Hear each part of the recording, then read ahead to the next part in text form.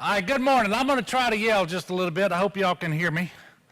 I don't think this sound system's working perfectly, but it is a pleasure to be with all of you in New Orleans. The #1 destination in the world, Mayor, in 2018, as we celebrate your 300th year of organized government in the city of New Orleans, but the third week of having the first female mayor in our city's history. So congratulations to you.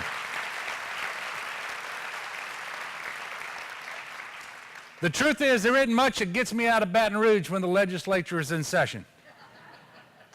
But the state of our coast is that important. And I want to tell you, I appreciate the opportunity to be with all of you, but I really appreciate your being here and the commitment you've shown over the years to coastal protection and restoration, to living with water better. Because, Mayor, your hurricane protection system is better than it's ever been, but it is not designed to have the Gulf of Mexico lapping at the base of the levee. And so we still have a lot of work to do in Louisiana. Johnny, thank you very much for your work, for the introduction. I want to thank the Coalition to Restore Coastal Louisiana and Kim, the Water Institute and Justin and all the other folks there, and of course all the folks at CPRA. And this is another fantastic event. It hardly seems like 2 years since the last time I spoke to you all. But it's important. When you get people together from different fields, different perspectives, different parts of the state and country to come together to solve important problems. And over the course of the conference, I know that new ideas are going to emerge, new partnerships will develop, and hopefully new bridges of understanding will be built. Our ability to meet our coastal challenges from every angle, with every type of support, and without partisanship that seems to divide us on every other important issue, is a strength that we can never take for granted in Louisiana. Simply put, the stakes are too high. I've been governor now for just over 2 years. And despite all the challenges we've had to face, I want you to know that I am an optimist about the state of Louisiana generally and about our ability to do meaningful work around coastal restoration and protection. And I think you all are too. We have to be. You know, the 2017 Coastal Master Plan was developed and we found out some hard truths. We know that a generation from now, things along the coast will be very different and in many cases much more difficult than they are today. And as things look today, some of the areas along our coast will be unable to build land faster than the Gulf of Mexico is going to take it away. And the worst case scenario from just a few years ago, in some ways, have now become the best case scenario, underscoring what has been told to you all 3 or 4 times already this morning. We are in a race against time. We don't have a day to waste. And I know these concerns are constantly on the minds of people living on the coast, and I want you to know that they are also concerns of mine and the governor's office, at the Capitol, among legislators and stakeholders all across the state of Louisiana, but really across our country and in many cases across the world.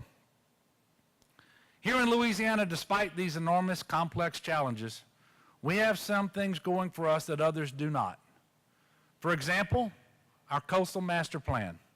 In fact, not only are we ahead of other states because of our plan, we're actually on the 3rd iteration of our plan. And we've learned a tremendous amount about our environment, about the needs for our communities, and about how we can work with nature to ensure that we reduce flooding and maintain our environment. More than a plan, we have over a decade of experience actually building projects to protect and restore our coast.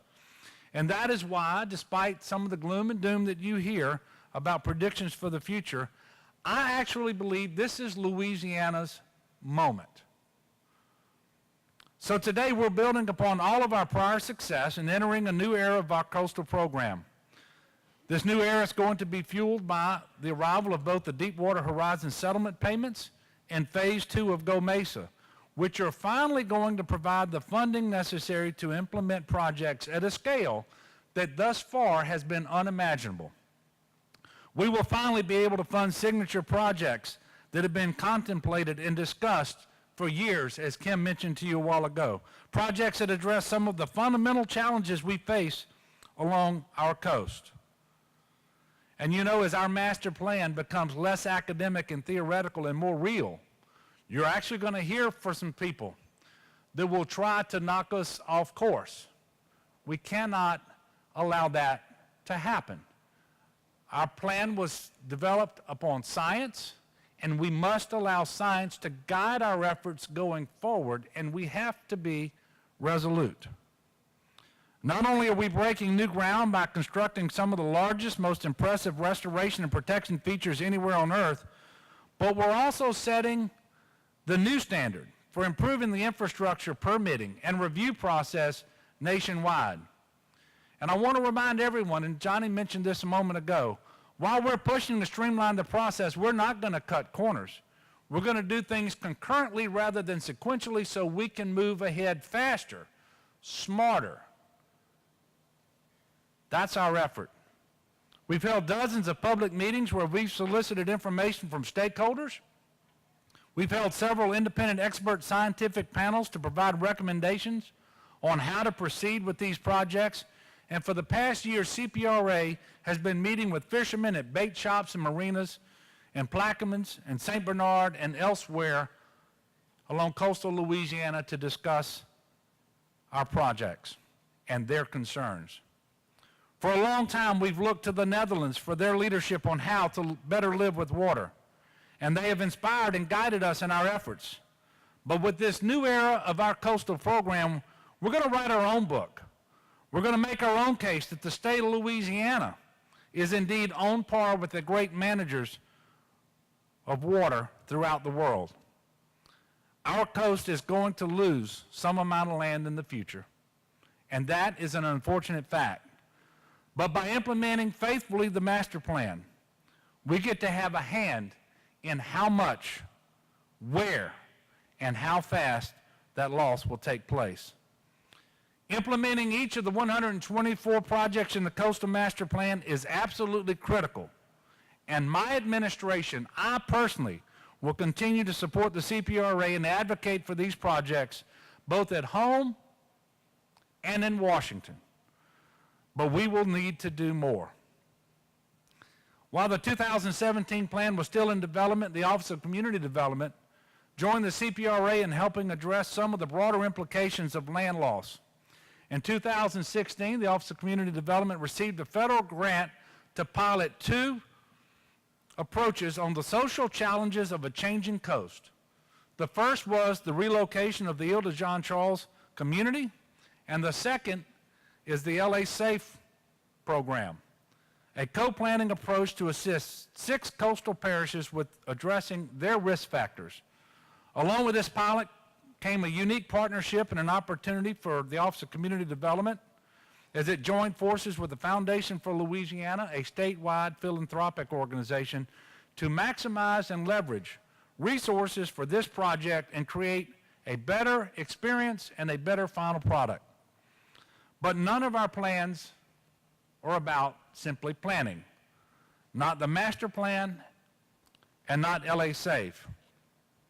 This spring, I was pleased to announce the investment of $40 million to implement a selection of signature projects from LA SAFE's community development plans.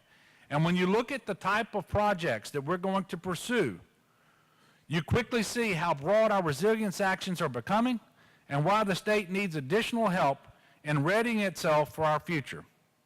There will be flood-resilient housing and a few voluntary home acquisitions. But in addition, LA SAFE will improve and redesign transportation corridors and public parks to better manage floodwaters and enhance recreation. An incubator in emerging businesses will be funded to help seize the economic potential of a shifting population. Facilities to educate the public about our environmental issues will be improved, and a harbor of refuge will be built to help fishermen weather storms. Finally, because communities are facing these environmental challenges, are also facing other difficult stressors. LA Safe is going to invest in maintaining and expanding mental health and substance abuse programs as well. So I know that the state is getting smarter about our approach to coastal problems. We're building new partnerships and we're stacking the expertise and experience of different types of agencies to address our challenges from many angles. The master plan sets us apart, and this new approach is taking us another step forward. The state is also getting smarter about how we handle flood risk. We don't know when the next flood's going to come. We do know that it's important to be on the same page so that our preparation and response can cross state agencies and political boundaries as easily as the water can. You know, based on the 2016 floods, 2 floods, one in the spring and one in August, 56 of our 64 parishes were declared a major federal disaster, and neither of those storms were named storms. But because of those floods, Louisiana will soon have about $1.2 billion in federal funds to begin working to mitigate the risk of flood loss and to take a smarter approach. So whether it's flood prevention or coastal restoration, everybody has to ask themselves, how can I be a part of the solution? Louisiana is ready to meet the challenge. And as I said before, I truly believe this is Louisiana's moment. That's why your presence here, your engagement, your partnership, your efforts are going to pay dividends for us for many years to come as we seize this moment. And I know we are just getting started. The Water Institute of the Gulf has forged new partnerships with the Greater New Orleans Foundation and Tulane University on a resilience lab initiative.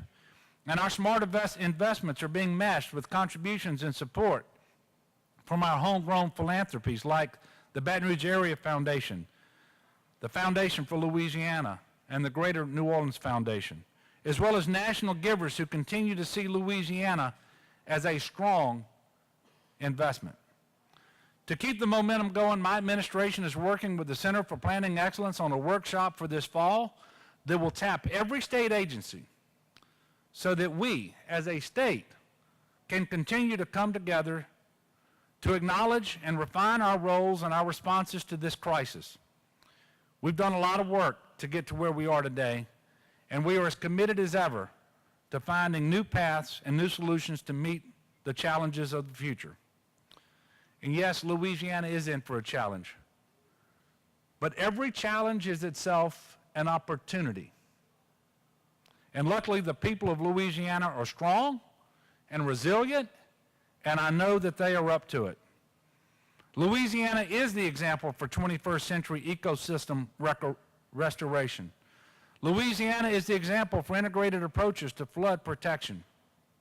And the coastal program has demonstrated a commitment over 4 different governors from different parties to using the most accurate, independent science to guide all of our decisions. It is vital that science continues to guide us as we address the increasing difficulties of the decades to come. And if you want to minimize what can sometimes be the disruptive role of politics in guiding our decisions and our restoration and protection efforts, you do that by maximizing the role of science. And so for you scientists in the room, you are more important than ever. For you students in the room, I pray you will be the scientists of tomorrow and that we will listen to you as well. This is Louisiana's moment because we understand the big picture and because we care about our people and our way of life. Look at that picture that's up behind me. Is this a beautiful state or what?